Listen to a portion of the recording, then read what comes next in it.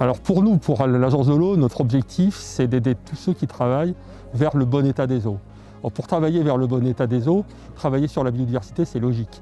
La biodiversité, ça rend plein de services qui sont indispensables au bon état des eaux.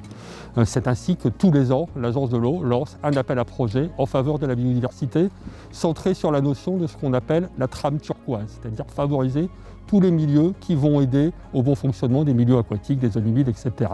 Et dans ce cadre-là, le concept de marathon de la biodiversité a été inventé sur la communauté de communes Saône-Beaujolais pour mobiliser les acteurs d'un même territoire, d'une même collectivité, autour d'un objectif porteur, recréer 42 km de haies et 42 mares pour avoir ainsi une trame, un maillage du territoire de la collectivité favorable à la biodiversité, favorable aux milieux humides, aux milieux aquatiques, aux rivières, etc., mais favorable aussi aux activités humaines, parce que les haies, par exemple, ce sont des réservoirs de biodiversité, mais aussi donc ainsi des réservoirs d'auxiliaires de culture qui peuvent permettre de lutter naturellement contre un certain nombre de ravageurs. Donc c'est ça notre motivation principale, mobiliser les territoires autour de la recréation de la biodiversité et de la trame turquoise en particulier.